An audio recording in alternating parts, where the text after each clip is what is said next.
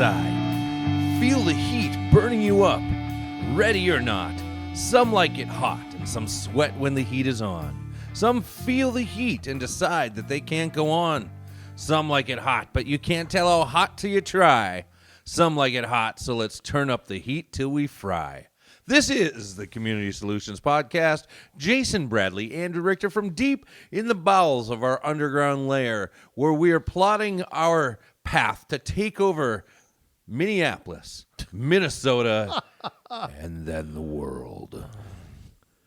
And by taking over, I mean like setting everybody free. Oh, okay. Yeah. I was just about to say, I don't. That's really not us to force ranked choice some voting. people. I might finish 5th out of 4. Yeah. So it's, Yes. yeah, Here we coming are. up quick on Amber Fry's Jacob Fry's re-election campaign. There. Yeah. The how do I put him? He's like the 10th most dangerous man in Minneapolis. 9 of the council people are in front of him there. Yeah. By the way, did you hear what happened with Mohammed Noor? He got his charges reversed, didn't he? Sentence commuted to Oh. he will be released next summer. Sentence commuted. Did that mean Not commuted, but does that mean he has to ride the light rail every No. day? it'll almost be worse than jail. But Yes. it's possible that he'll be released next summer. Wow. Now, Jay, Along with Reverse- the next George Michael album. yeah, Yes. reverse the races for a second. Okay. Pretend this was a white cop accused of killing a black woman and just got 8 years shaved off their sentence. Right. Notice Minneapolis isn't being looted. Notice, a bunch of people aren't going crazy. Where are the defund the police people?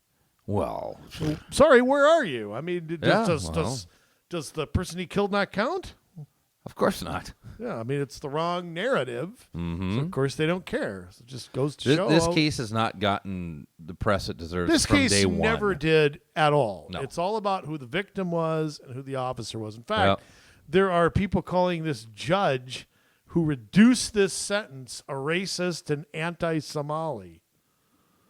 It was all on Alpha News, the only place who reported what happened other than anywhere else, which is basically treating Noor as the victim. What, they wanted the whole thing thrown out? Yes. Or what? Yes. My word. So, Yeah. Here's Anyhow. a bullet to the face. Hey, you should be able to walk around. What? well, different standards, and that's what it's all about. Yeah. I have no idea on the show. This isn't some warlord territory in Somalia. No, it's not. So. Oh, huh. Tell that to Minneapolis. Justice doesn't work like that here. Yeah. No idea on the song. Really? Some Like It Hot. Isn't that like a disco song? No. Yeah, it's disco. No. Not Donna Summer or Wrong. something. Wrong decade. Oh, okay. Close decade, but wrong decade. Close decade. Yeah. Wrong decade. Okay. Yes. It's like saying Babe Ruth played in the 40s. Right. I mean, Your decade was adjacent to the correct decade, but I don't know. Enlighten us all. Some Like It Hot by the Power Station. Power Station. Yeah, Hey, you know what? Robert Palmer was in the Power Station. know Robert Palmer. Couple of guys from Duran Duran. It was their side project. Yeah, Robert Palmer. I'm addicted to love. yep, that Yeah, guy. okay. You'd know this song if you heard it. I'm sure I would. You just don't sing it right. Well, I you know what? purposely didn't sing it. Yes, You know what? You make me look dumb, Jay. But you know what we got today? making me look dumb. Our monthly tradition that I just invented. Yeah. It's history lesson for the old. Oh, This will be fun. What we have to talk about, of course, is horrible. Yeah. But we'll have a little fun here for a few minutes here. We're going to do October. I'm going to cover the whole month. I'm not going to get you twice. Okay. We're going to do one. okay. Number one, Yes. October 1st, 1975. This is in the world of sports. Very famous thing happened on that day, Jay. Can I have that date again? Like October it matters. 1st, 1975. Okay, October 1st, 1975. Now, were you alive? You were like a year old I at was this alive. time? Okay. Yeah, I was a year old. Going on 2, though. Or yes, going on 2. Yes. Yes, indeed. So you might have watched this and not even known. Probably not. That was probably it was probably happened at night. It happened so I probably at would've been night asleep. where it was. I don't know if it Yes. was at night here. Oh, That's a little hint. wow. I was going to say that it was something to do with baseball, but it is not. It is not. Wow. Huh. I'm going to give you a hint. This is a little hard. Sounds like a rugby question. The No, sport is boxing. Ooh. Then this would have been the Muhammad Ali fight down in South Africa, right? God, you're close. Oh. That's the fight against George Foreman. That is not what I'm thinking. That actually was in October 1974. Oh, come on. This is different. Ah, I actually thought about year that one. off. That was the Rumble in the Jungle Yes. you're thinking of. Yes, but- it was. Yep. The Rumble in the Jungle. Could you call a boxing fight that today? I don't think you could you? Probably not, especially with two black guys. That was kind of insensitive, whoever Wow. came up with that. Yeah. Hey, you remember what Roddy Piper said to Jimmy Snuka? I do. Oh, you jumped around in a tree like a little monkey. I mean, come on, you could say. I mean, WWF is a But- woke corporation now. He was an islander. Yeah, he wasn't. he was from there. That's Yes. true. I don't know if he jumped around in trees, but God, Jay, you're so close. So then, it wouldn't have been the Frazier fight. All right, I'm going to give this one to you. All right. It was the third in the trilogy against Joe Frazier, It the was. famous Thrilla in Manila. Right, the Thrill in Manila. Which was the Okay. third fight between Ali and Frazier. Muhammad Ali won after 14 rounds. Frazier did not come out for the 15th round. Apparently, he was blind in one eye at this point Oh, my during the goodness. fight, and his trainer, Eddie Funch, stopped the fight. Frazier actually had vision problems from this fight for the rest of his life. But, yeah, that was the third. Frazier won the first fight at Madison Square Garden in 1971. Yeah. Ali won the rematch 2 years later. This was the third fight of their trilogy. Right. I think maybe the two greatest heavyweights ever. I mean, Frazier's always Yes. outshined because he fought in the same era as Yep. Muhammad Ali, who would outshine anybody. Mm-hmm. But you know, you could take a guy like Jack Dempsey, a guy like Joe Louis, all great in their time, but these two guys were like life and death. I don't know. It was Tyson. Tyson was In his day, in his prime, he was the best. popular for his time, but Nobody could touch him. yeah, but you know, he got beat once and he Yeah. was just never Yeah. the same guy after that. And Muhammad Ali got true. beaten, turned around and beat everybody Right. after that. Right. I mean, because remember the first fight between Frazier and Ali, Yeah. remember Ali was stripped of the belt for not going to Vietnam. Right. And Frazier became the and then when they fought, it was two undefeated. I mean, Ali Right. coming to get what was rightfully many people thought his, Mm-hmm. and Frazier beat him in Right. that first fight. And it was, I mean, he's the only guy to defeat Muhammad Ali at his prime. So, Right.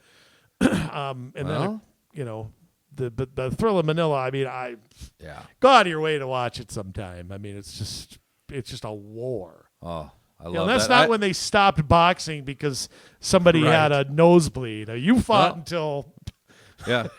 I just watched my favorite movie, Rocky, the first one, like a few days yo ago. cut me, Mick. Yeah. Yeah. Yo. Yeah, cut me. Well, remember the scene in I always chuckle the scene in Apollo's corner. I'm gonna stop the fight. You're bleeding inside. He's like, you ain't stopping nothing. You ain't stopping nothing. Because Ali is who Sylvester Stallone modeled Apollo Creed after. Yeah. That was Right. his, fact-based fiction, if you want to call You it. stop So, this fight, I'll kill you.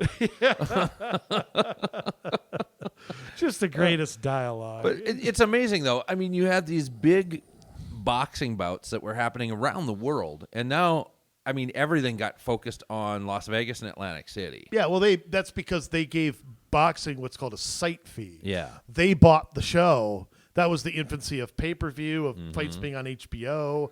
Right. They kind of cornered the market in that. And, yeah, you don't – and now, like we've talked about before, MMA and all that Yeah. is kind of taking the place of Boxing, you and I are old enough to remember when baseball and boxing were the two biggest sports. I mean, Yep. there was a heavyweight fight. Yeah. That was the thing. Everybody dropped talked about, everything yeah. for that. Yep. So, I remember when Marvin Hagler fought Tommy Hearns. Yeah. In the greatest 4-round fight I've ever seen. Yeah. And they all fought Sugar Ray Leonard. Ray Leonard, best name in boxing. Yeah, and that's the lower welterweight class, or Right. not the heavyweights. But, I remember a time when a heavyweight fight was the thing to see. And, Yeah. like, who's been the champion the last 20 years? It's I don't know. Mike Tyson's Punch Out. That's Yeah. Is it Tyson Fury? Is he now? I don't know. have no idea. I couldn't even begin to tell you. Okay. It's terrible. Yeah. Okay, moving on. Yes. Jay, we're going to go to another sports one. Okay. October 15th, 1988. Ooh. October 15th, 1988. This is baseball. It is. Yes. It is a World Series. And Okay. I am going to say I'm trying to remember the year after the Twins won the World Series, who was in it the year after. Were the Getting warmer. Cardinals were in it? I don't remember who was in it. If you're bringing it up, it could well have something to do with the Yankees, but they were still pretty stinky at that time. It is not the Yankees. It is not the Yankees. Yes, like I said, not so good at that era. It has to do with my second favorite team, though. The Dodgers. Oh. Oral Hershiser threw a no-hitter in the World you're Series. close. God, you're close. Yeah. That is the famed Kirk Gibson home run Oh. off Dennis Eckersley. Hershiser would pitch game 2. Yeah. But the Eckersley, who used to be an A. for quite a long time, a Yes. Cub. He was with Cleveland. He Yes. was with Boston. Finished his career with St. Louis when Tony La Russa became the manager in 1996. See, I know things. Yeah. I just rattled that off memory. Gibson came to the plate with the Dodgers down 4-3 in the bottom of the ninth. There was the famed game where Jose Canseco hit the home run off the cameraman in the center field, hit the camera, and hit a 2-run home run for a 5-4 Dodger win. The Dodgers win 5 games. The Dodgers, to this day, one of the worst teams I've ever seen to win the World Series. However, the great thing about that, if you pay attention, look out in right field. There's all these lights on of people who were leaving. Yeah. And they missed the Gibson home run. Just amazing. Leave a World Series game, 1-run game. And I know Eckersley was pretty lights out, but come on. Yeah. Not a lot of faith in your team there. All right. Moving on. Yes. October 16th, 1962. This is in, I'll call it American history. Okay.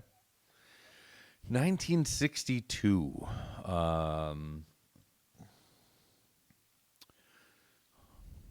Is that? Oh, goodness. Would have been too early for us getting into the Vietnam War. Although, well, I don't know. Is it too A riveting late radio again. too late for the Korean War at that point? Korean War was over in 1953. 53, yeah. That's the one that a lot of people don't really know a lot about it. Yeah, as if far you as just modern wars. all you gotta do is go. watch MASH and you learn Right. half of it. Right. I am gonna say that 1962 you said? Mm-hmm. Okay. October of 1962, you're going to call it American history, which means it involved America but wasn't in America, probably. So You could say that. yeah, I could. Is that Bay of Look Pigs? at the hints I'm giving Bay you. of Pigs? No, the Bay of Pigs was in 1961. I probably guessed that last time. Okay. Hey, that's not bad. You're I'm off. I'm gonna stop you because Yeah. Bay of Pigs is this close. Right. It was the beginning of the Cuban Missile Crisis. Yep. But Bay of Pigs is so close to that. Right. I'm gonna give that to you. That was the beginning of It's the story of my life. I'm this close.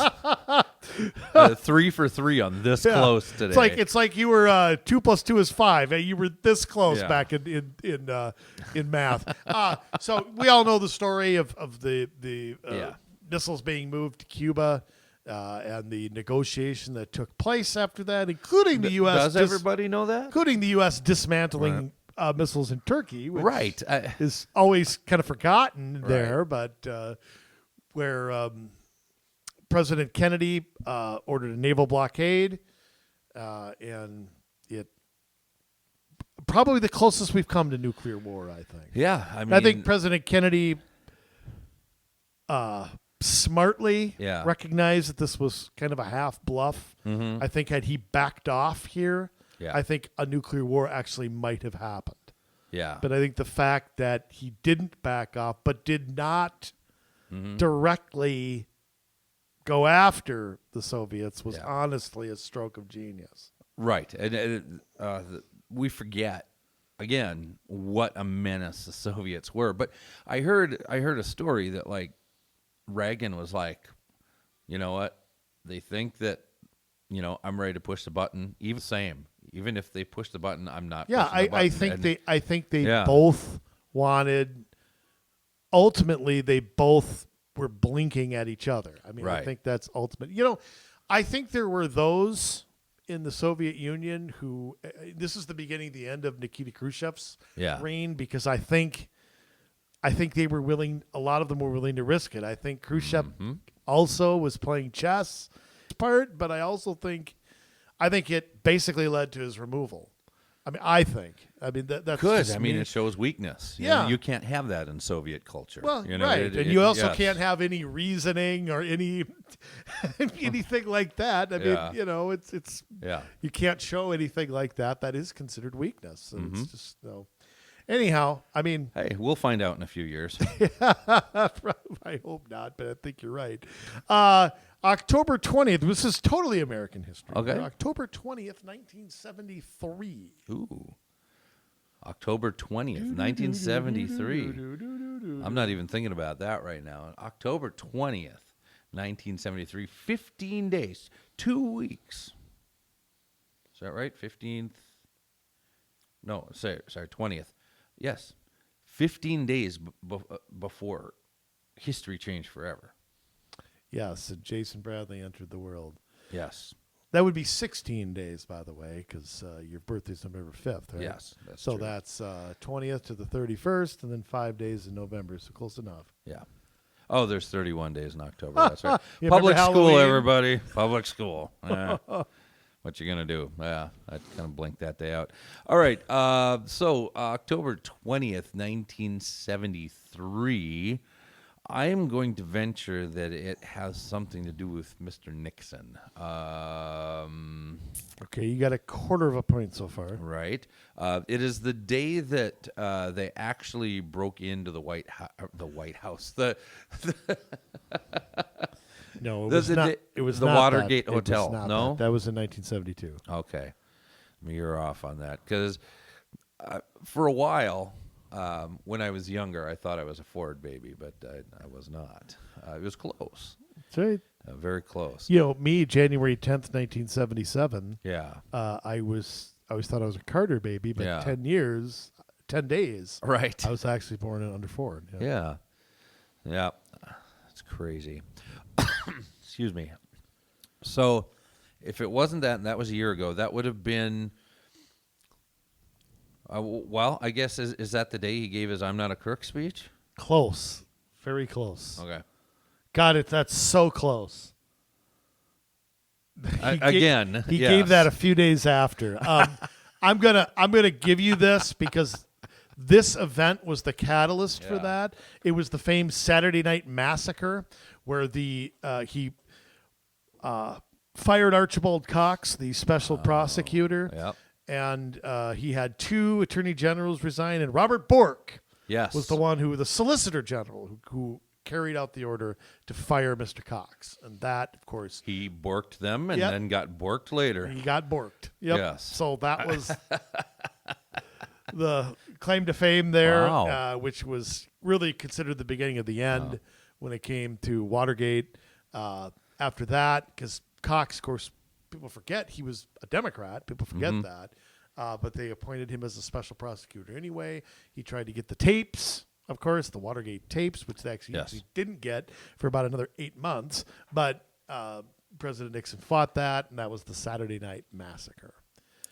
Okay, one more thing. You want to talk about world history? Okay. Go back to World War I. Oh, well, I kind of gave part of it away. October 25th, 1917.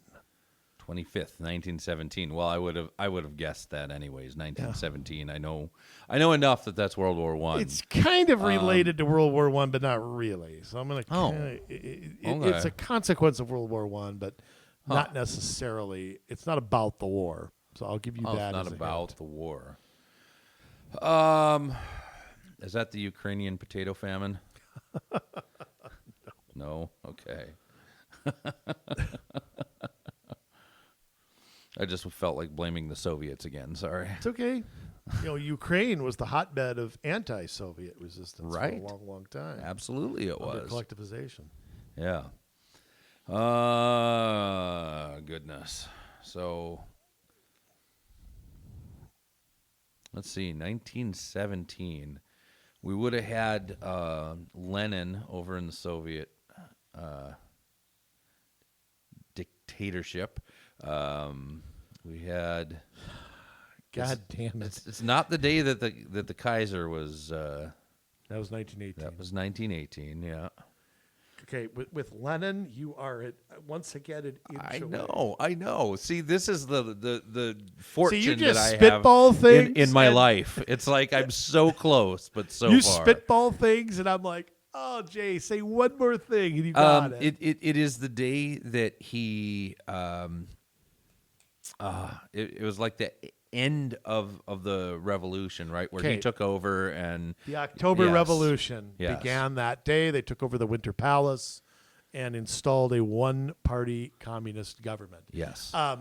Interestingly, Evil. October 25th is Evil actually guy. the old Russian calendar. Yes. We regard that date as November 7th, 1917. It was actually the communists who changed all the dates, strangely. Well, that's a surprise. Yeah. That's what they do is everything change else. everything. Yeah. Well, 10 years later, Stalin was the one who supposedly did it. Right. Once again, changing history and whitewashing it. People forget about how evil Lenin was.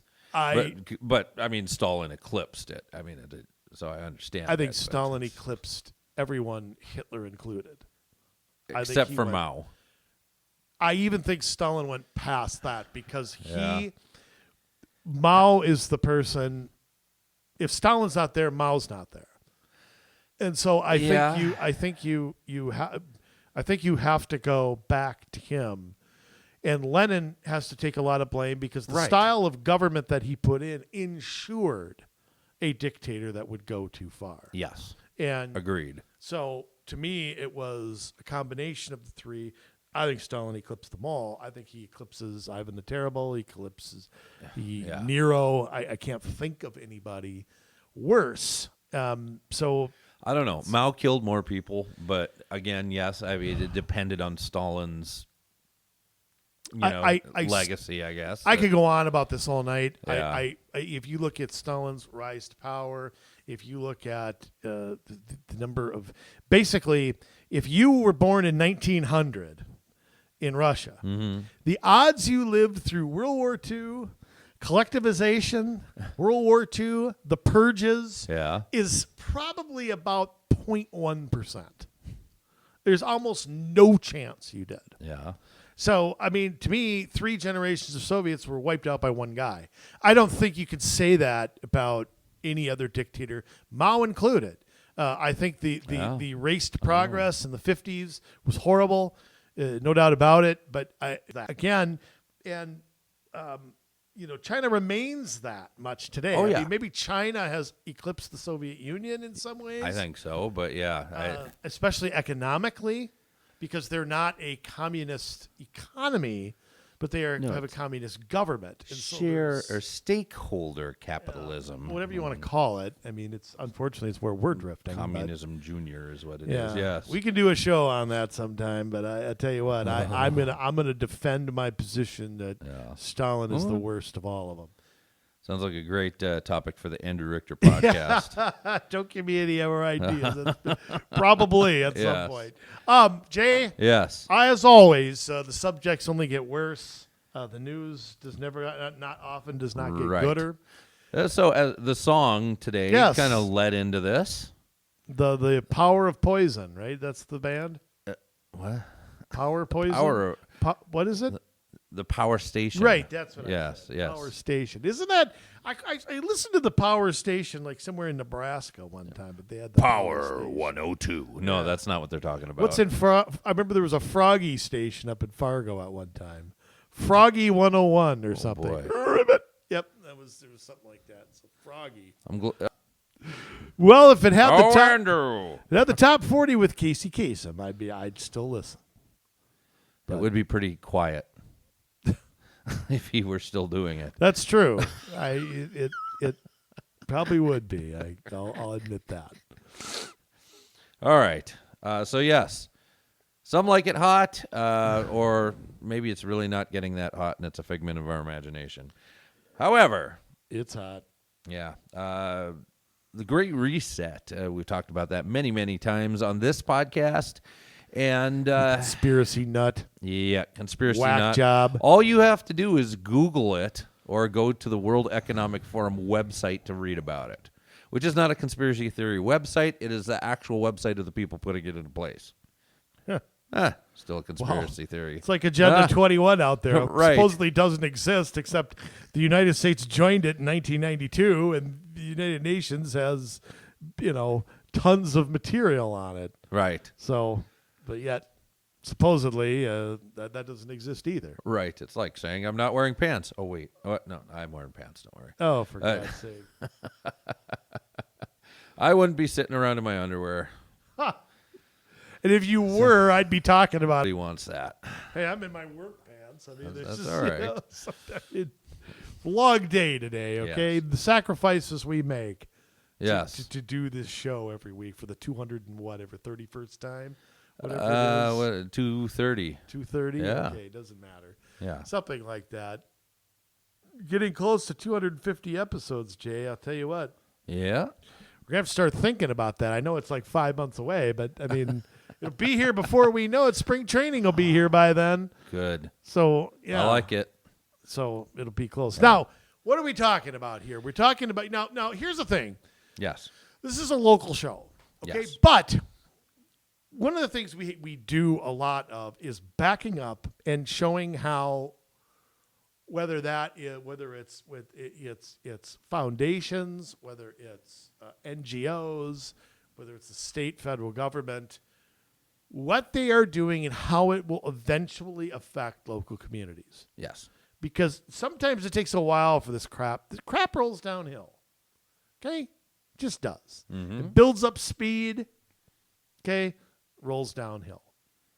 Yeah. And we all know no matter what it is, at some point it ends up at our front door. Mm-hmm.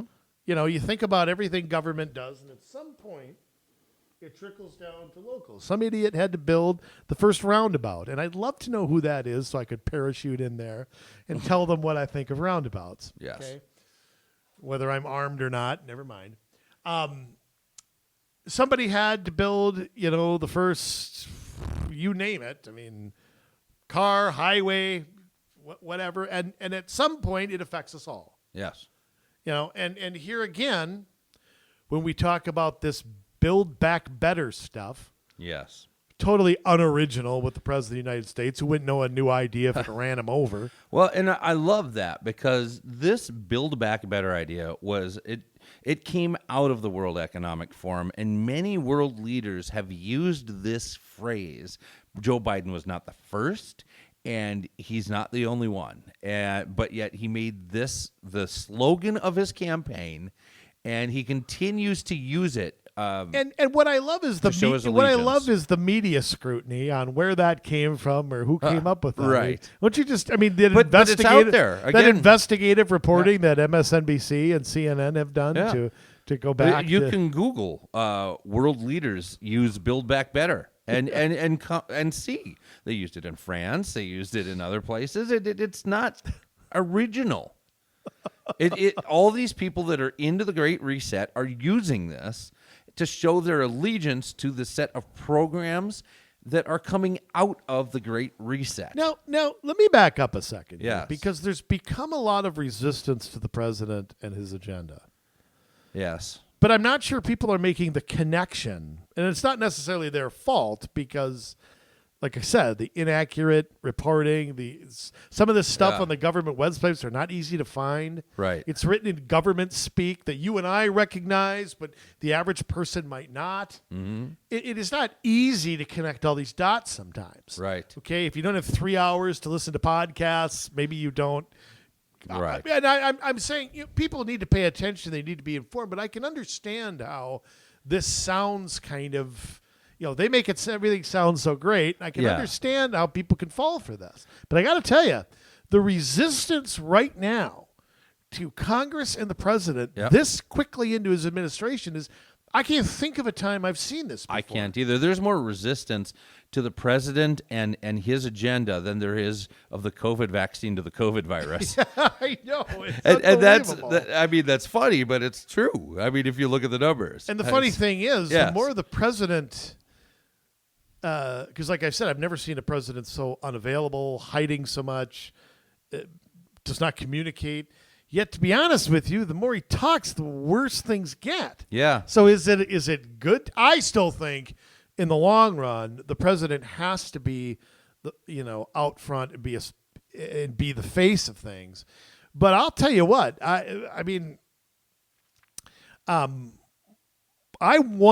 just wonder, because I have felt hopeless at times with this stuff. The problem is, whether President Biden forces a lot of this stuff or not, if companies are doing this stuff that we're going to talk about, if banks are doing this stuff, I'm not sure that the next administration or the next Congress, I'm not sure how much they can stop. Because I think it I'm can worried be about that. reversed, but I don't trust some of the people to reverse it either. I mean... Yeah. I go back to something like critical race theory. 2 years ago, other than Donald Trump, who was talking about that? And Glenn Beck. Right. Yeah, Nobody. And Tucker Carlson. There were 3 guys in the whole country talking about it. Yeah. And That's it. President Trump said about that people are being raised to hate America. Yeah. I'm sorry, where was the rest of the Republican Party there? Asleep at the wheel. I mean, maybe Ron again, DeSantis, and maybe there were Ted Cruz. there were and 4. Mike Lee Okay. Yeah. And there were 8. Maybe that might be pushing Where it. was everybody else? Yeah. So when we discuss this stuff, say, okay, well, Biden's out of there. And Biden probably couldn't even tell you what's in this report. I mean, but I keep growing to think that, God, just changing one thing. You've got governors who can implement this stuff. You've got NGOs. You've got foundations. You have companies committed to these kind of agendas. You have banks committed to that. Their access to the Federal Reserve and to the FDIC is not controlled by the president. Right. Remember, that's monetary policy is separate. How in the world can something like this be? Now, we should maybe explain this a little more, what we're talking about. Right. But can this be stopped? I mean, just think about it. We don't have to answer it right now. But I worry that nothing can stop. Nothing short of a civil war can stop it. I sure hope it's not that bleak. Yeah, no kidding. I'm too old to fight. Well, I will do it. I'll be like I'd give my Rocky luck. and Rocky 5 or whatever. But yeah, Close enough. yeah. I think that I don't know, and this is what I worry about because Biden's not running the country. I mean, he's agreeing to stuff. He knows what he's doing. I think to some degree, but it's this all the stuff that's being If he's brought not to running him. the country, who is? All the Obama people that have been put in.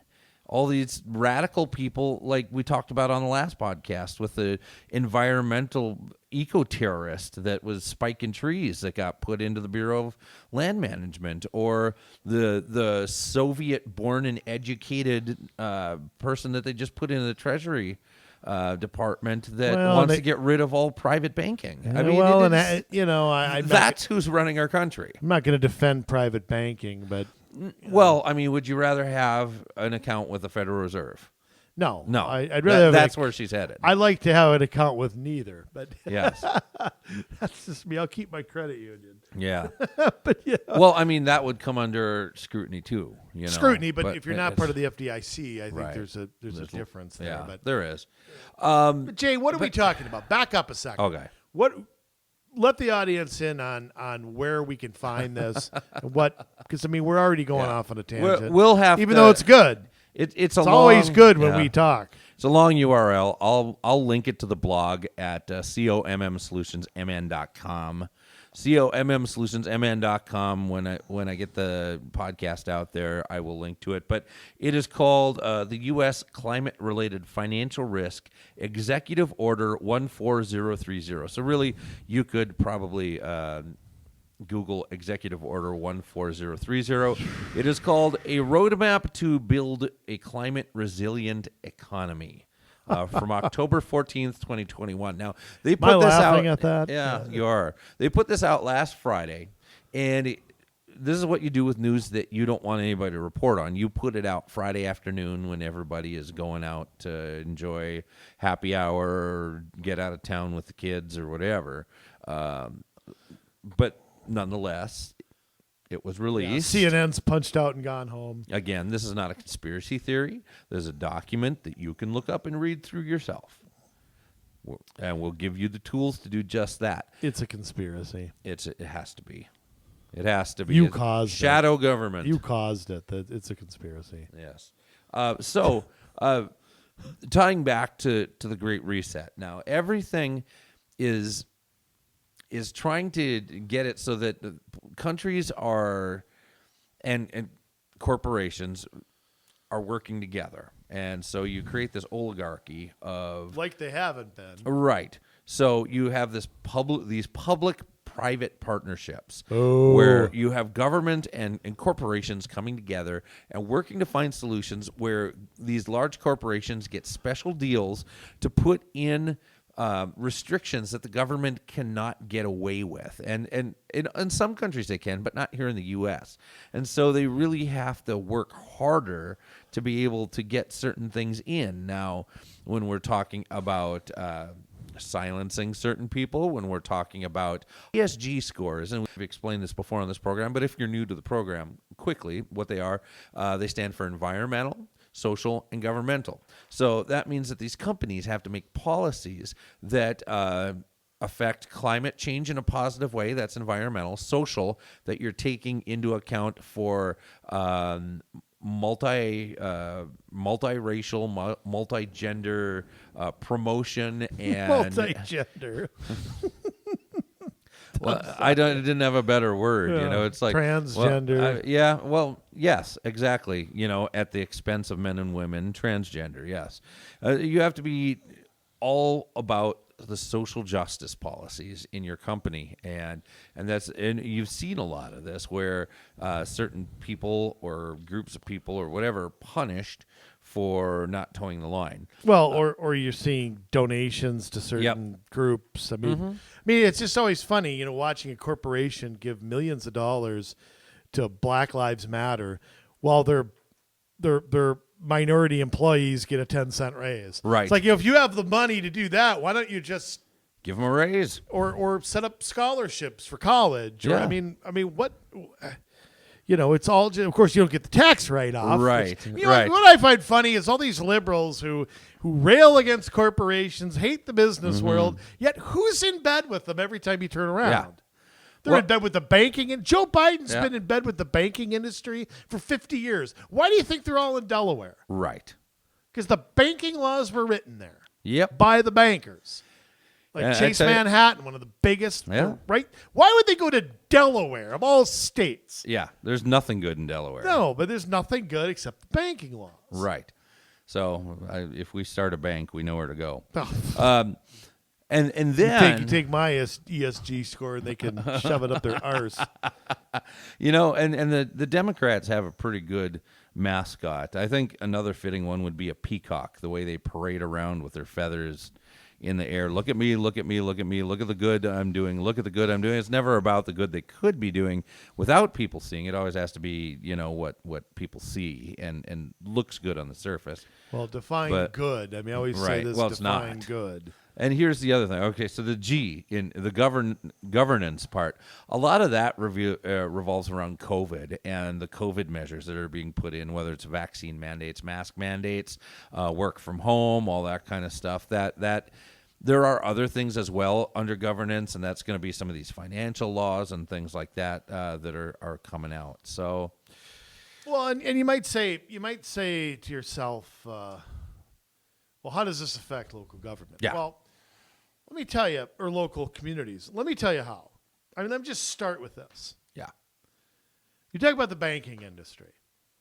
99% of businesses, Jay, are started with somebody else's money. Yes. 99% of homes are bought with somebody else's money. Mm-hmm.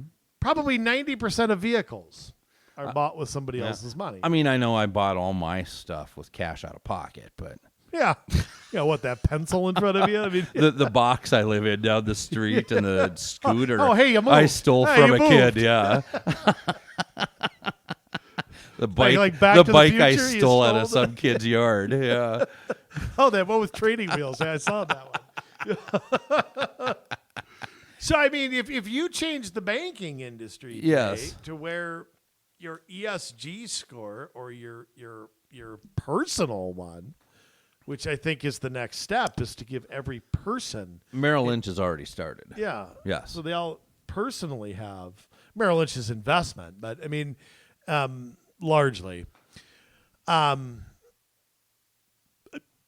you look at places like rural America. Now, rural America is not the most left-wing place on the face of the earth. In fact, it's pretty much, generally speaking, almost completely the opposite. Yes. And is this part? This is again part of the war against small towns, small businesses, small banks, and the citizens who live and work there. Take what's happening in mining, just here in Minnesota over the last week. Oh my goodness! I mean, you look at that, and you look at an entire. I mean, you're from that area, Jay. I mean, you look at that entire area at a time of where are we going to mine for things? We still use that stuff. Whether it's kind of like gasoline. We can either get it from our country or we can buy it from some guy named Muhammad halfway around the world. Tell me which one is better, and who does it better and more environmentally friendly? And that's the United States. Absolutely. Okay, so to put a moratorium again. I mean, we've been fighting this mining issue forever. Yep. Good paying jobs, communities that depend on. Yeah. And the president of the United States couldn't care less. The guy's a psychopath. Let me just call him what he is. He's a psychopath. Mm-hmm. He may not know it. Might not. His watch might still say Spanish-American War. But I mean, how in the world do you do that to these communities? Yeah. And all of this executive order stuff. You can't write laws about banking. No. I mean, what the hell is this? Where is Congress in this? Where is the banking committees? Where are the Republican ranking members of these things? Right. Because they can force hearings. Absolutely.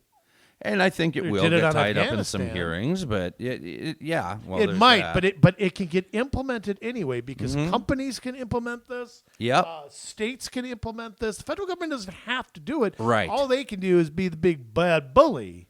Right. And all of a sudden, everybody sort of gets the picture. Yeah. You want the special favors. Here's what you got to do when people line community up. block grants. I mean, that's something in here. Tying that to, and everything, of course, is tied to climate change. Oh yes. And it's such a catastrophe. It's so urgent that by 2050, they want to implement things by 2050. Yeah. You got to hurry That's up. the crisis. 29 years. And they say in here, I mean, it's too late. Some of the damage is done already, and we can't reverse it, and there's nothing to be done about that. So we really got to hurry to cut off the rest of it. That's right. I mean, you want some more hairspray? I mean, we've already destroyed that. It can't be done. I took out stock in Aquanet today, and I'm gonna have some orders Standard shipped Oil, to the you house. in that too? Carnegie Steel, you put that there? Yeah, absolutely. Why not? So, yes. I mean, you tie all of these things, you tie all of them together, and that's how you end up screwing local communities over. And I'll tell you, local governments, prices of houses will be affected by this, what kind of cars you drive, what choices you have, and even if you want a fossil fuel car, good luck getting a loan for it. Right. Because that can be affected by all these banking regulations. Yeah, and it says that in here. I mean, they look, again, you people want to call us conspiracy theories. I guess you get off your dead ass and read this. Okay? I mean, before we get tweeted that we're nuts or we're crazy, I mean, go and read this 40-page report. We're not making it up. No, not even close to it. I wish we were. I wish this was a comedy bit is what I wish, but it's not. Yeah, but you're not fun. We're not funny with this. We're not funny. I can't even make this funny. But I mean, you look at this mobilizing public and private finances for the transition to a net zero economy. Okay, now let me translate that. We are going to fundamentally tear down America and rebuild it. Yeah, and we're going to build it like crap, so that we have feudal lords and we have us, the peasants. Yeah, I mean, and I'm not sure when people talk about carbon emissions, they often think about vehicles. Yeah. But let's remember planes, home heating. Right. I mean, come on here. This takes way more than that. Your lawnmower, your snowblower, maybe not your snowblower because some of those are, I have a plug-in, but I mean, I have a gas one, so mine's doomed. Okay, yeah. I mean, there are a lot of things. You got a gas grill. Yes. Propane. Yeah. I mean, there's so much. I just don't think that's realized sometimes. That this literally, how about the big trucks who take groceries to the grocery store? Yeah, I mean, there's so many things. There's so many components to this. Right.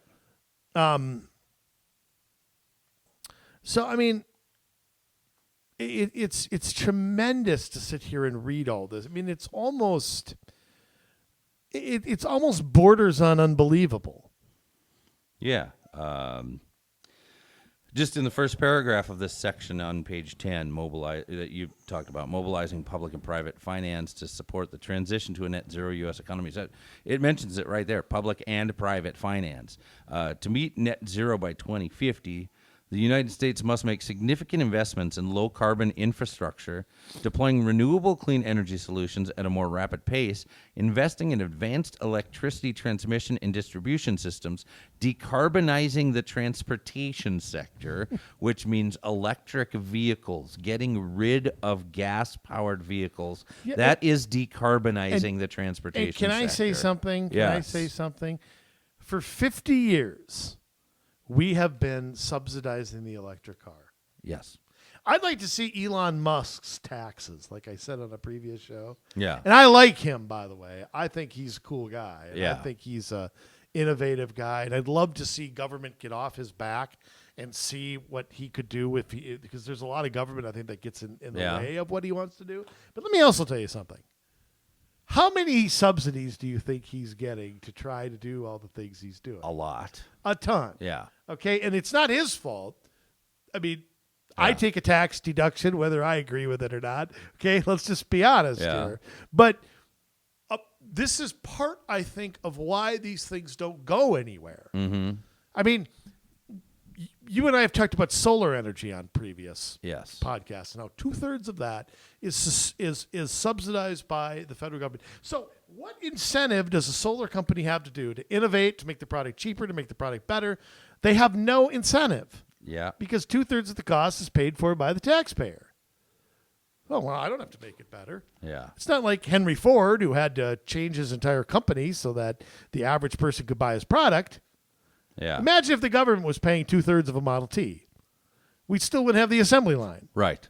So, I mean, it's just, it is, but this is the public-private partnership. This is the merger of those ideas. It's kind of like college tuition now. Yeah. You know, the banking industry, big education, they're all in bed together. Right. Because they all finance each other. Yep. Can't get 10 grand to start a small business, but if you want $100,000 to major and get a degree in Native American basket weaving and then go work as a waiter when you get your degree, we'll finance that, no problem. Right. And I was almost done with my list here. Oh, It gets worse. Well, I don't know if it gets worse. So decarbonizing the transportation sector, working with heavy industry, and phasing out unabated fossil-fired assets. So phasing out unabated fossil-fired assets. So that things that run on petroleum, getting rid of them entirely, phasing them out. And that's why you see these cars that are in the last stages of producing combustion engines, moving into a period of hybrid vehicles, and by 2030 going completely electric.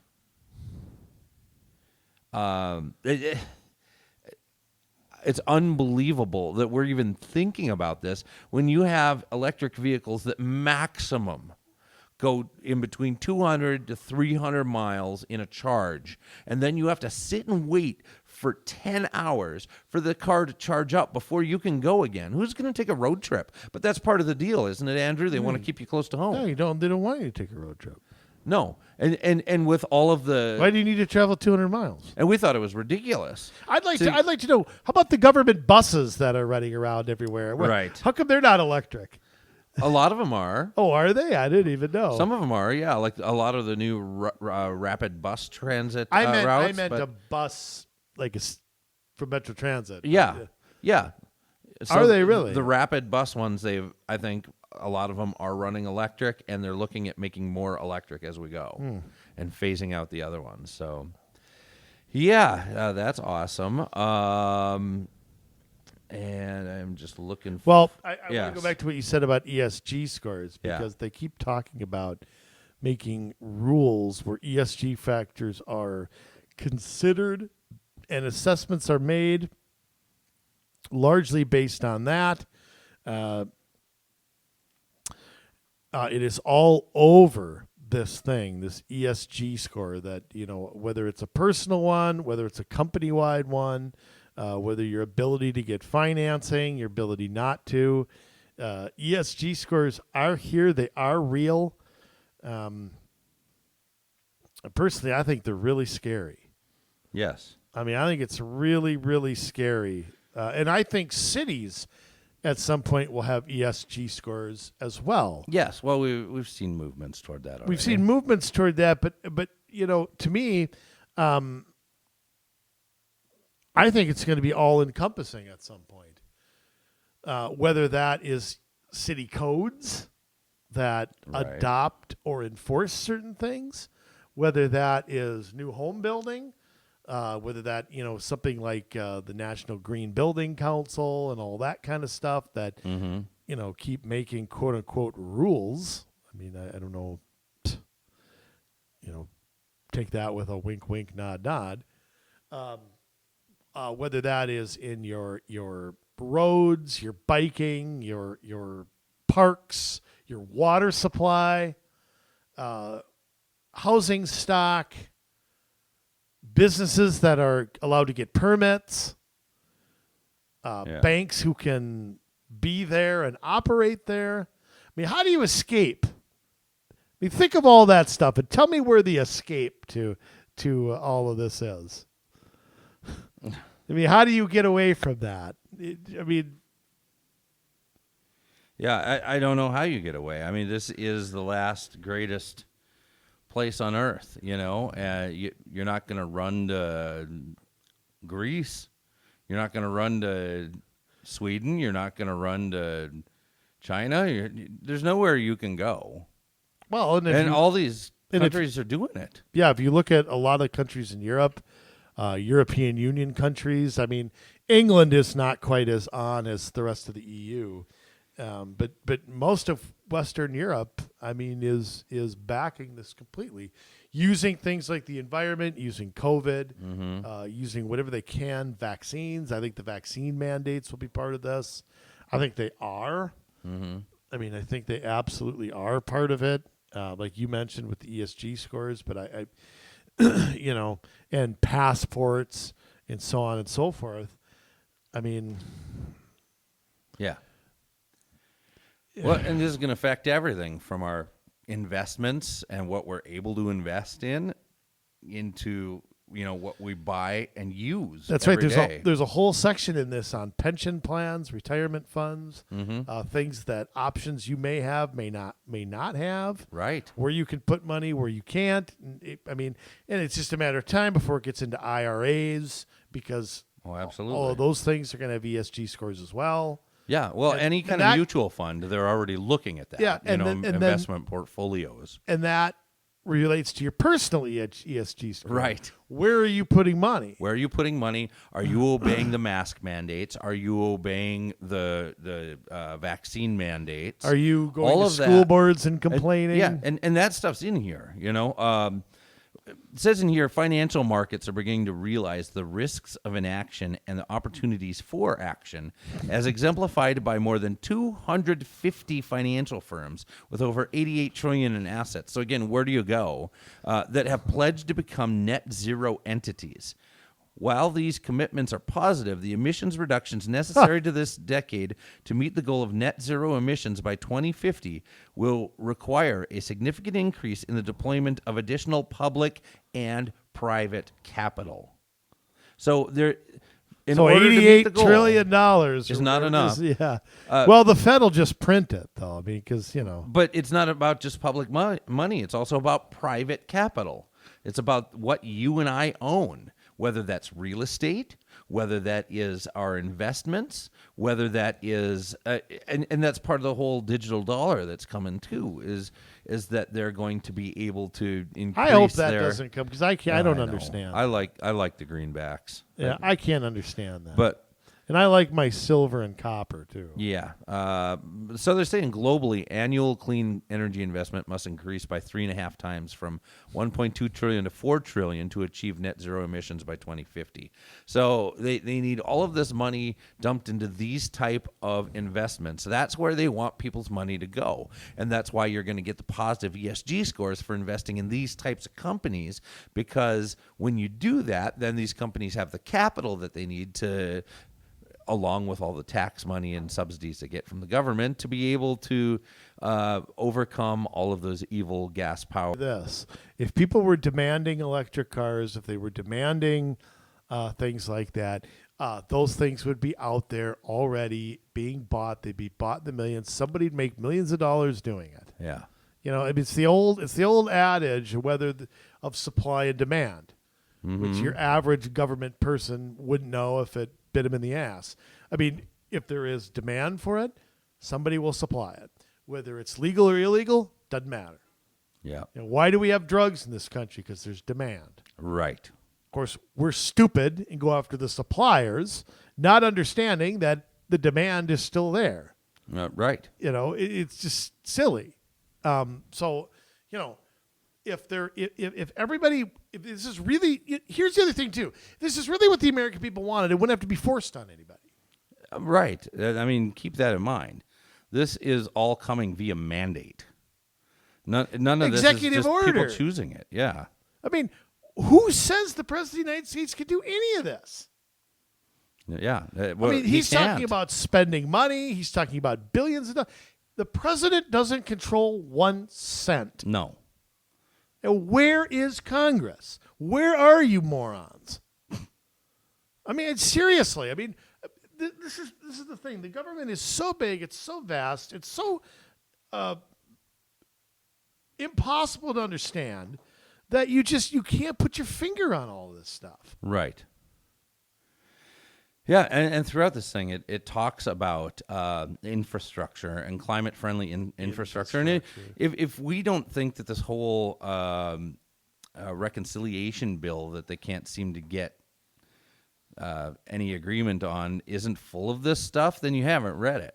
Because it is. I mean, that really, it's not about bridges and roads. That's a very small part of this bill.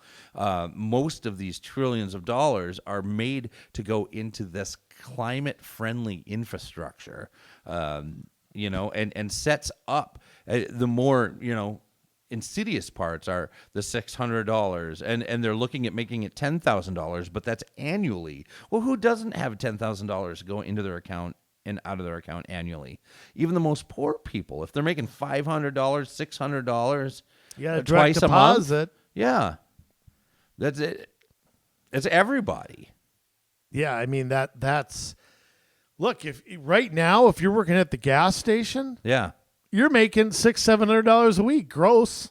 Yes, you are. Period. Mm-hmm. It's all that casino winnings for me. I mean, it's, well, really? I guess I can't deposit that anymore. I guess that's kind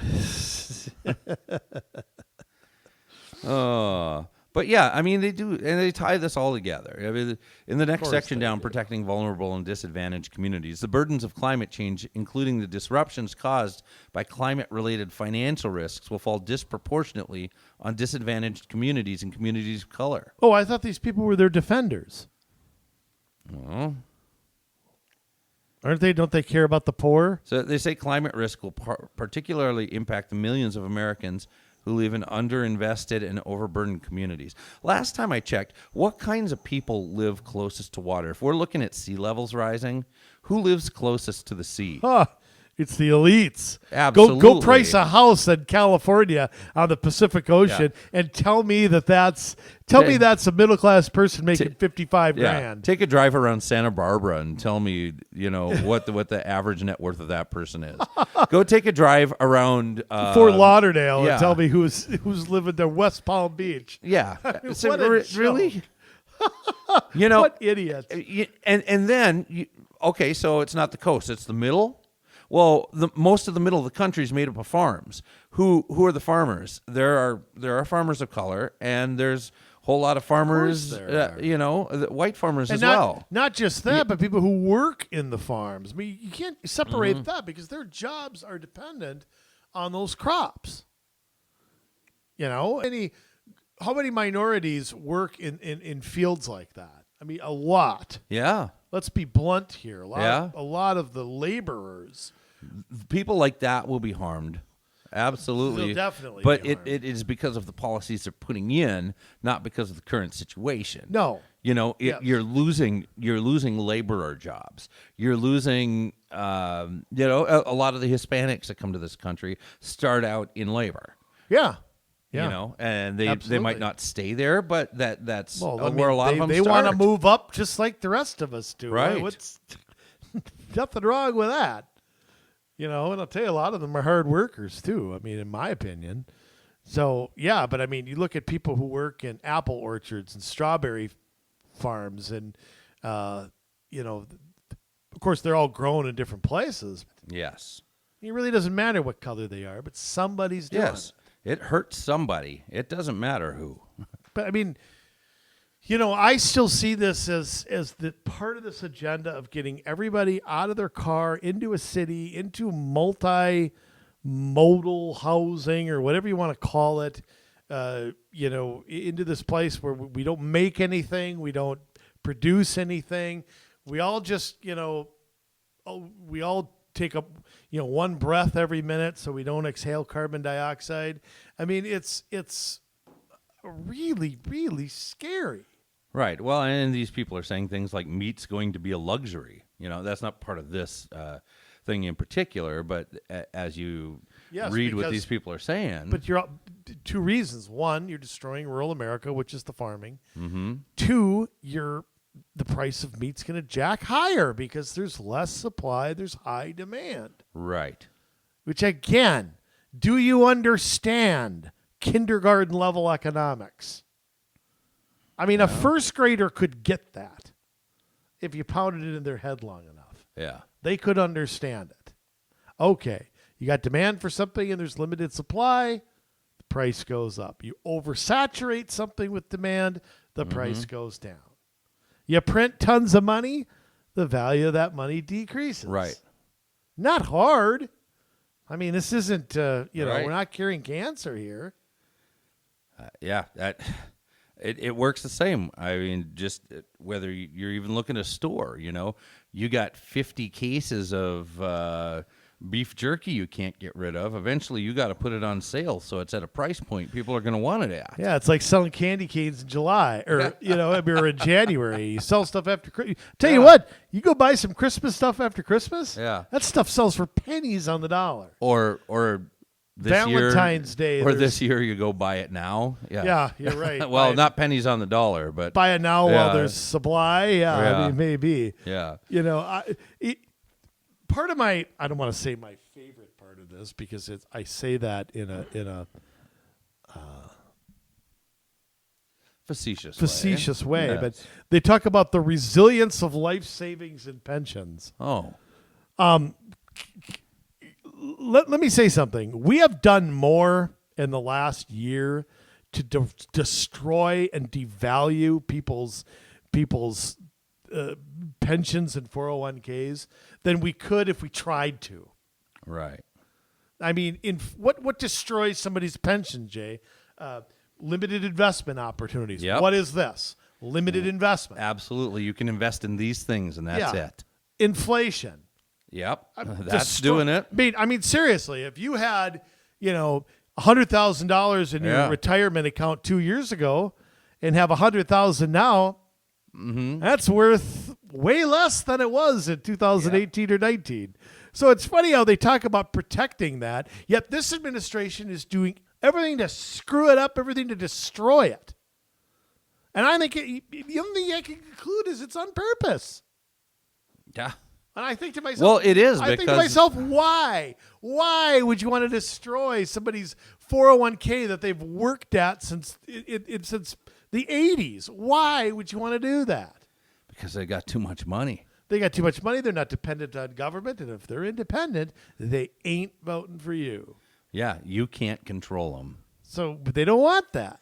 When you're on the government dole, they can control you. Their goal is to control every aspect of your life, from where you work to where you bank, to what you invest in, to how you travel, to what dirty underwear you're wearing. I mean, you name it, they want to control it. Yes. I mean, it's just total, absolute power. And I'll tell you what, man, it is just, to say this is scary is almost, I hate to call it an understatement, but I would call it an understatement. Yeah, well, and So Jay, hold on Yeah. a minute. Let's play this out here. People can read it for yourselves. You can go on here to this climate finance report. If you're going to take an hour-long poop, you can read it there. It's about what it's worth. Let's play this out. okay. You there's City A out there. Yeah. Okay. And they're going to become climate friendly by 2050. It's such a crisis that it's going to take us 29 years to get there, and half of us will be dead before then. But we have to do it to save the world. Yes. What steps are they going to do? What are these cities in for? What are the employee? What are the grant money going to be towards? What are the employees going to be told how they can get this for free and that for free? How does this start? What can we look for as citizens? Well, obviously, investments into electric transportation. I mean, we already saw that in there. So that is not just cars. That is also going to be with larger vehicles, and they state as much. So we're looking at trying to move everything electric, and we're looking at trying to get off of the coal-fired power grid. Okay. Yeah. Let me stop you there, just because I just want to think about this. So that means every city replacing their vehicles. Yeah. Every school district replacing their buses. Every county replacing every damn thing that they have to. Yeah. Ambulances. I mean, you name it. Yep. All of that gone and replaced with new probably way more expensive. I'm guessing. And new technology is always more money. Right. All of it has to be changed. Mm-hmm. Okay, so start with that. Right. Well, I mean, that's that's big. enough. You can stop there, but we don't stop there. Well, even look at you mentioned the electric grids, though. Right, the electric grids. I mean, they want to get everybody into solar and wind and nuclear. Wait, not nuclear. That's crazy. Even though it's the cleanest form of electricity there is out there. I hate to laugh, but I always think of President Bush. Yeah. Nuclear. Yes, I just do always too. think of that when I hear nuclear. But this is the thing. We've got to get rid of all this stuff. We've got to retrofit our buildings with green technology. All the new buildings have to be built with green technology. You've got your LEED standards. You've got new light bulbs, new lighting system. The way that you circulate gray water, all of that kind of stuff has to go through a different process than it goes today. So you're looking at remaking all of that. I know the Green New Deal talks about airplanes. I mean, we're crazy. Who's ever going to get rid of airplanes until you find out that the pilots don't want to go along with vaccine mandates, and all of a sudden there's not so many planes in the sky. Kind of funny how that works. Almost like maybe they knew that. And it just goes on and on and on and on with the farmers and the ranchers pushing them off of federal land and then having meat shortages. Or the federal government buying up land or not opening up land for sale, limiting the size of how much. Or who buys it. Yeah. Like Bill Gates. Well, and you look at major farms in this country are owned by a lot of very rich people who have an agenda to push. I mean, it's, Ted Turner is one of the largest farming owners in this country. A lot of people don't know that. Scottie Pippen, the former basketball player, owns tons of farming land in this. Yeah. Oh, my He gets word. millions of dollars a year in farm subsidies. That's crazy. Yeah, I mean, it's total. But these guys, they know what to put their money in. So trust me, Turner, Pippen, Gates, they got somebody else controlling their money. They know where to put the money in to get the money back. Right. They know the investing. You think Bill Gates pays himself a salary and pays a 39.6 income tax? No, he knows. Or the people capital around gains. Capital gains, 14%, or because it's tax on investment. They know how to do this. So many of these big farms are controlled by a very small number of people who can snap their fingers, do something. I mean, it doesn't happen that quick because farming is complicated to change, but it can happen. Right. So, I mean, don't laugh at this. And it talks in this document a ton about mobilizing private finance. And so that financing, rather, which then that has to deal with, okay, you want to buy a gas guzzler, want to buy a gas-powered car at all, there's not a loan for you. You need to be buying a hybrid or you need to be buying an electric car. That talks about when you're going to get financing for a house. Oh, your ESG score isn't good enough, or you have to make these green changes before you can purchase the house or sell the house or however it's going to work. Right, but that's the whole inspection process because cities can put that on. Every time a house changes hands, they can do things like that. Absolutely. But they mention a number of times in here private financing. That's not government money. That's business money for private businesses, but it is also for the individual. Right, and also, I mean, you're seeing this already with vaccine mandates. You are seeing companies enforce them. They don't have to. Whether they have to or not. Right. I mean. They don't have to be enforcing this right now. Nothing's been signed. Well, there's nothing. But also, these are not industries that the government is trying to force this on. But part of that, they keep a lot of them keep extending deadline. They're trying not to. I think they're trying to coerce people into doing it. But then there's others that have jumped right in, and they're licking Biden's boots before, Oh, PU, that's got to just. Yeah. Imagine the foot fungus there. The guy hasn't moved for, Oh, boy. Grown roots. Yeah, no kidding.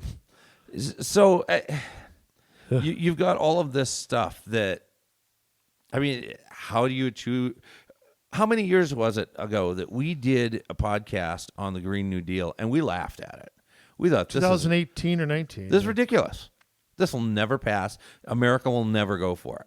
Well, I'm not sure we took that view, but I definitely didn't think, that it would be implemented this. I mean, I didn't think President Trump would lose at that point, before COVID and all that. I certainly didn't think that a lot of other things would change. I didn't think that you'd see so many, I'll say it, Republicans not fighting back or not going along with it. I honestly thought that a lot of them did a good job shredding the New Deal when it came out, but what they don't understand is that the opposition never takes a minute off. Right. Ever. And so, yeah, look, the Green New Deal is going to get implemented in some way, shape, or form. Whether it happens at a city level or some states, it may not happen as a country, but that's not the goal. Remember, a lot of these people who propose this know that it's not going to happen right away. Mm-hmm. It's like defund the police. They know that the police aren't going to get defunded next week, but if they can get the conversation going, if it can happen in one city, if it can happen in 3 cities, if it can happen in 10, that's how these things change. We talked about, look at what happened with Tobacco 21. It started as a movement, like, what the blank? And then pretty soon this city passed it, that city passed, this state passed. Now it's the law of the land. Mm-hmm. It's a federal law now. Find that in the Constitution. Well, but I mean, look at how it happened. Right. I mean, you've seen minimum wage work the same way. Mm-hmm. So, I mean, I think one of the things that we have to do is play the long game. Absolutely. Not just worry about the short game, not just worry about the next election. No. But again, think about in 5-10 years what could happen and articulate the opposition to it in a way that people can understand how much. I mean, I don't think people have a concept of the banking industry and how tight it is to government and now who controls the money supply, because the monster banks, especially after 2008, Jay, control like 95% of the money. Yes. Okay. It's not the idea that there's a handful that aren't part of the FDIC. But for the most part, you're talking about Bank of Amigo, Wells Fargo, U.S. Bank, right? I mean, and there's a half a dozen others. Chase Manhattan. You know who they are. You know who you bank with, and ultimately, look at what just happened to TCF. They got taken over by Huntington. These mergers are happening where all the money is being controlled by fewer and fewer. And eventually, it's going to be like everything where there's nothing small left. Right. And we're going to be at the mercy for everything from any kind of a loan or even buying and selling. Because, like I said, how many businesses are started with somebody else's money? Most of them. Yes. So, I mean, that's going to trickle down to every damn thing that you do or buy. Yes. It will. And you're going to see it, whether it's in the shipping, because the way that we ship things is going to have to change. They have already said this is going to be a years-long process to get our supply chain back in order? Maybe not. Did you see DeSantis on Tucker Carlson? No. Did he open up Florida? Opening up Florida, awesome. And ships are going to go, instead of sitting off California for 2 weeks, going right over to Florida. That's I what's love gonna him. happen. Yeah. It's just like the heck with. If I was in charge, I'd open up the Duluth port too. But, why not? I don't have the connections. But it'd be quicker for them to go through the Panama Canal, up the Hudson River, all throughout the Great Lakes, and up in Duluth. They get there faster than they get to California. I know. So why not? Why not? Hey, that's a free piece of advice there, Mayor. And I'll tell you what. Where is Canada in this? How stupid are you Canucks? Yeah. If you open up Vancouver, you can have an economic boom unseen since you were a British providence. Yeah. I mean, God, come on.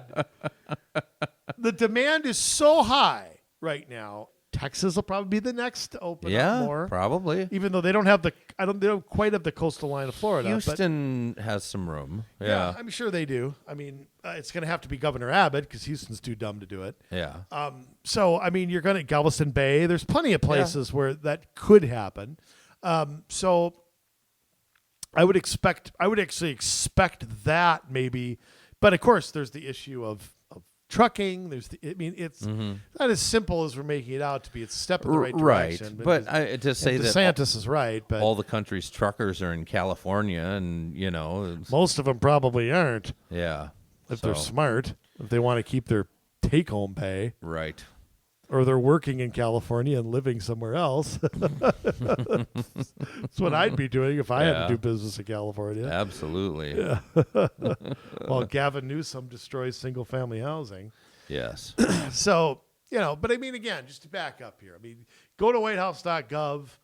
Jay, I know you'll link it. I mean, will. This is what we're fighting here. I mean, this is everything we're fighting for. All our work at Community Solutions is all aimed at stopping stuff like this and having real independent cities, school districts, counties that are not beholden to the banks or the federal government or anywhere else. And, I fear that a lot of this is down the road already.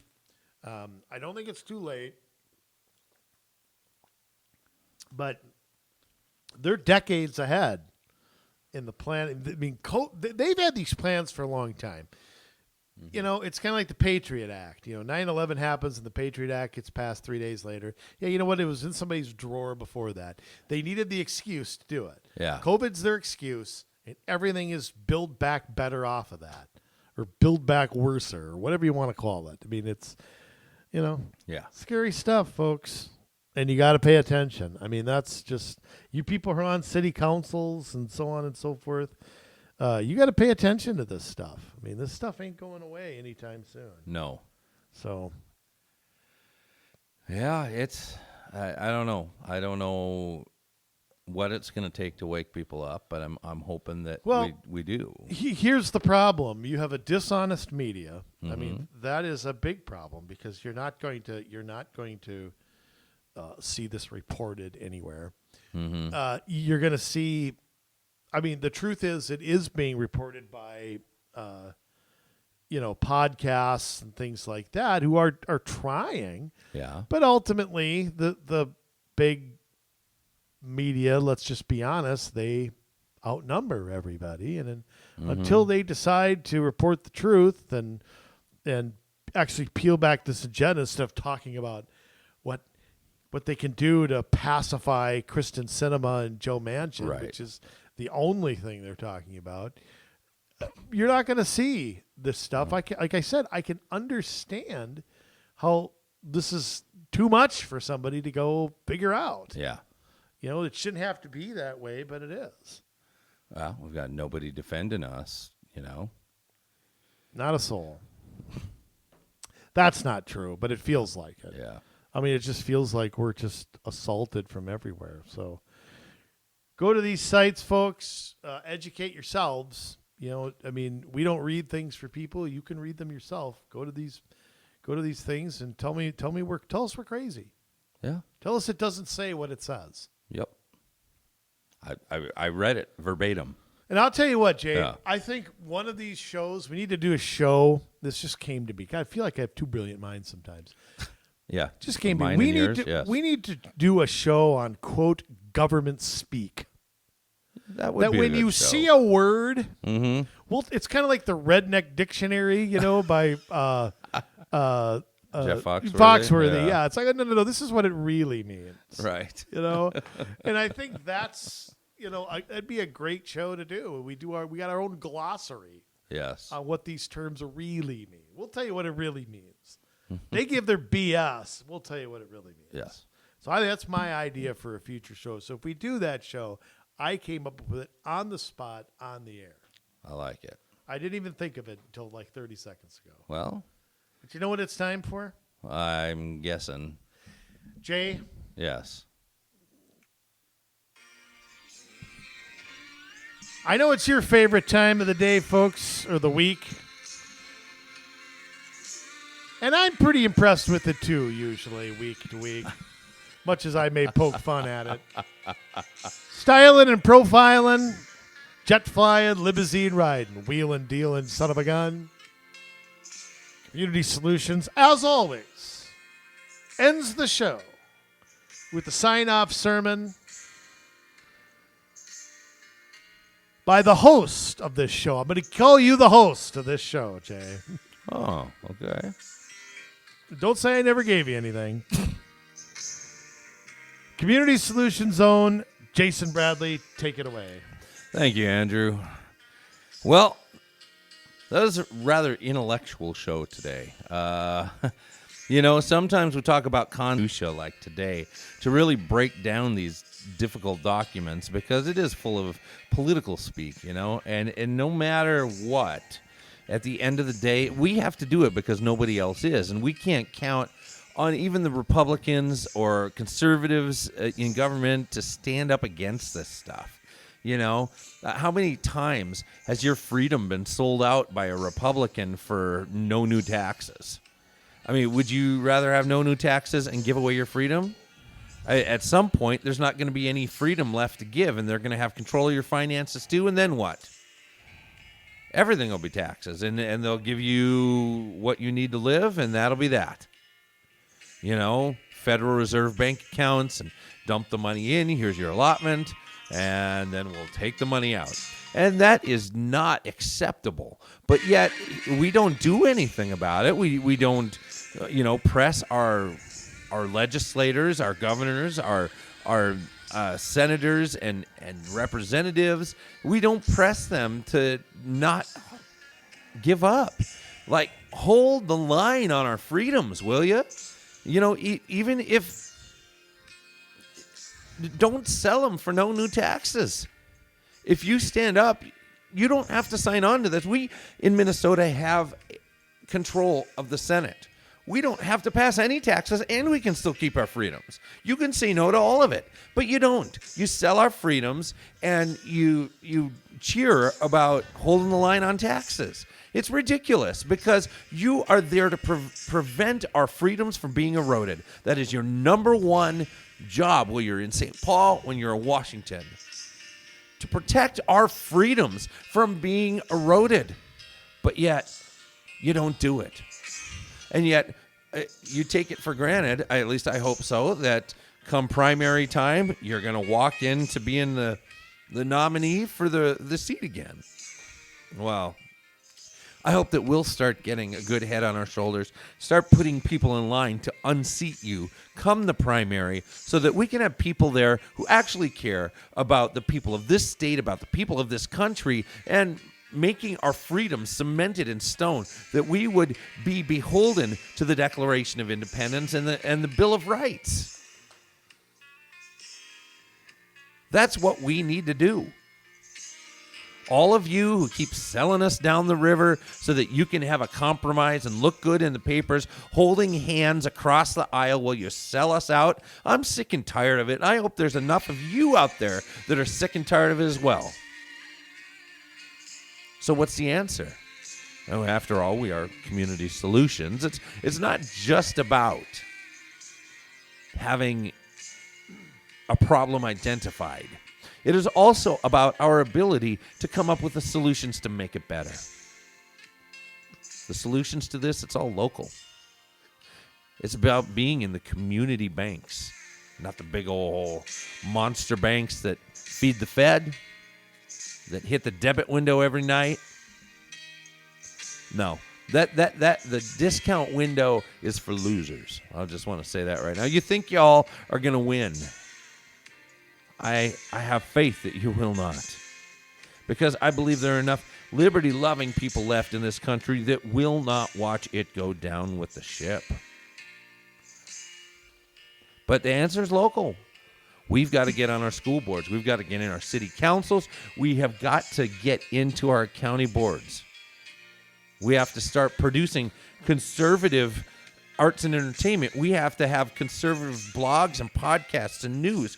We have to have conservative business owners stand up and have solutions to some of these things and fight against these unfunded mandates that they keep putting on us. We have to have homeowners and innovators and inventors and all of this. We have to put our heads together. We have to work together. We have to make sacrifices for a time to make sure that we do not fall prey to this, because once this country goes dark, it goes dark forever.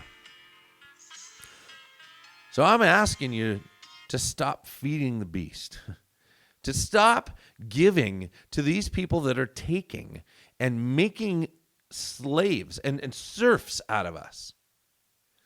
I say we make our own set of rules to live by. Now, I'm not talking about breaking the law. I am talking about us coming together and forming our own communities, and then they can do for somebody else, and where we're all kind of living symbiotically off of each other, and we're all profiting instead of just the rich and the government profiting. It's so weird, because I thought years ago, I would sit and listen to the government liberals talk about how bad the rich were, and it's the rich and it's the big businesses. I'm sorry, but you guys are in charge of all that.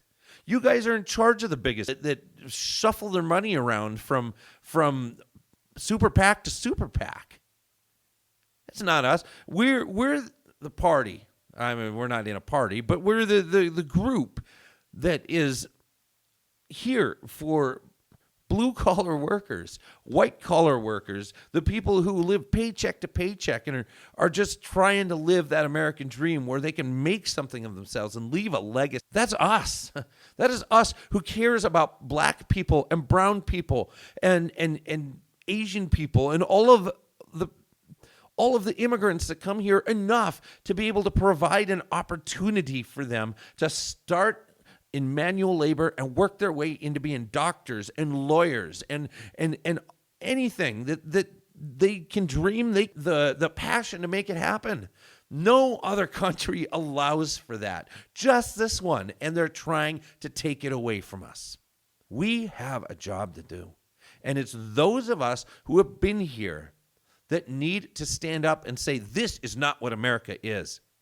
Now, I believe in the people of America. I believe in the immigrants coming into America. I believe in the workers of America.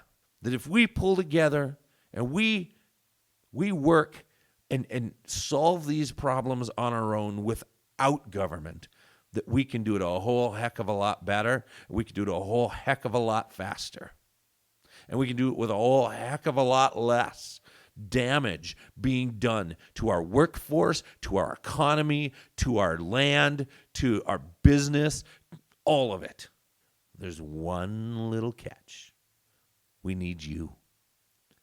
We can't sit and rant and rave behind this microphone week after week and expect change to happen. And we know that there are some of you out there doing it because we've sat down with you and we've created strategies for you and we've helped you run for office and we've given you the nudge that you need and the encouragement and we've taught you about local government, and we watch you with pride as you step in and you win your elections and you sit on local councils and school boards and county boards and sit as advisory commission members, and we are so proud of you. But there's a whole lot more of you that need to stand up, because we're not even close to critical mass. We're not even close to having 20,000 seats of elected and appointed positions across this state at the local level. We're not even close. So while we've started, we have a whole lot more work to do. Why? Because we have to do it. It's do or die. They talk about climate change being, we're near the point of no return, already been enough damage done, we'll never recover. That's where we are at with our liberty. Forget climate change. That's where we're at with our liberty. We are almost at the point of no return. If they finish putting this stuff in and take over our financial systems, take over our governmental systems, take over our educational systems, take over media, take over arts and entertainment, take over the family, take over churches, it's all done. So we need you. We need you to stand up, and we need you to stand up now. You can let us know you're in by getting a hold of us at commsolutionsmn@gmail.com. That is commsolutionsmn@gmail.com. We are here for you, and we vow that you bring us on board to help you. We will get the job done. We'll give you a plan, and you work that plan, and you will do very well for yourselves.